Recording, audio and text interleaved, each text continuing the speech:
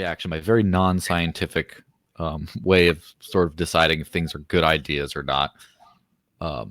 If something is radically different from something that's good, generally speaking, I hold it in a little bit of suspicion until I investigate further. Mm-hmm. If something is too much of a copy, same deal. Mm-hmm. It just, if something seems to evolve to reach the same general idea but have a unique way of coming about it to suggest that it's actually organically been arrived upon. And I kind of find that interesting.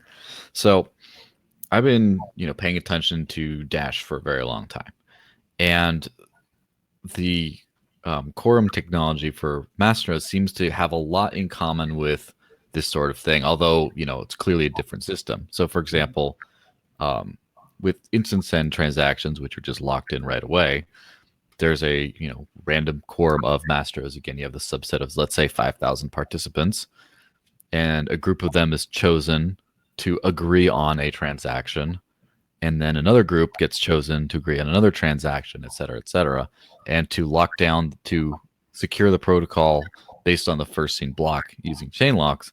It's a larger, let's say a few, like 400 or 500 masternodes, that forms a long living quorum, and for a certain amount of time kind of does the same thing. It's clearly not Avalanche, but there's enough similarities that I can see that it's along a similar line of thinking.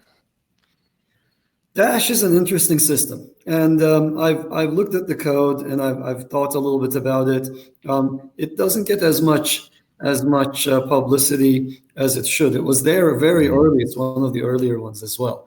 But Dash's mode of operation is essentially signature accrual, what we call, you've got some number of participants, people who want to participate, who are capable of participating. But you can't accommodate all of them because you're going to build these signature lists that are very long. So what you do is you pick a subgroup, you call them masternodes, and then they vet each other's blocks.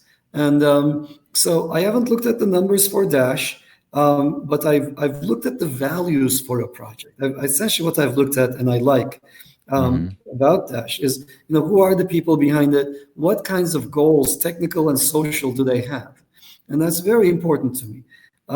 But putting that aside, if I look solely at what's happening, which is blocks being voted upon by a small group, then it is closest in spirit to ETH2O and EOS.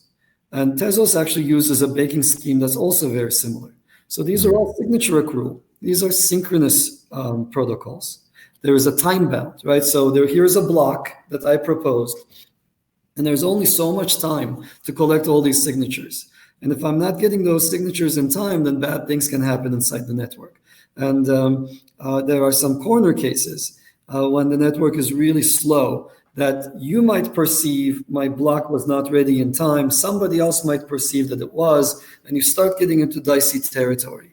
So these protocols, we haven't had a big failure yet because of these issues, but they're fragile because of those issues. So Avalanche is not like this. So it's one of the differences from that. And so as you say, its mode of operation to a techie is radically different. The master nodes, etc., those ideas, signature accrual consensus protocols, they try to give you a final guarantee. They give you, they try to get enough of a quorum of master nodes to agree.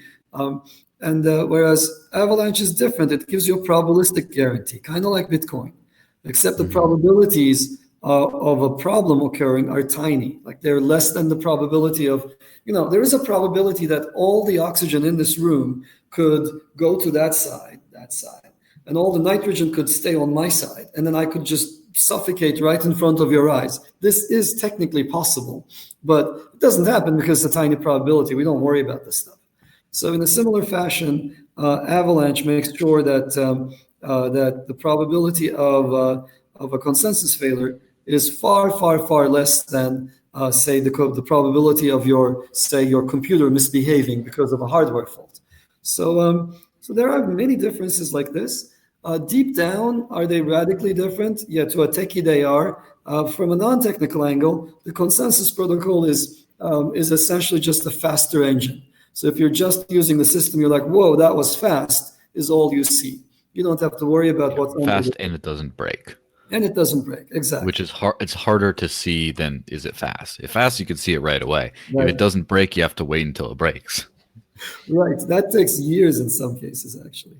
Right. It took a while for us to see the stellar failure, for example, and everybody knew that was coming. So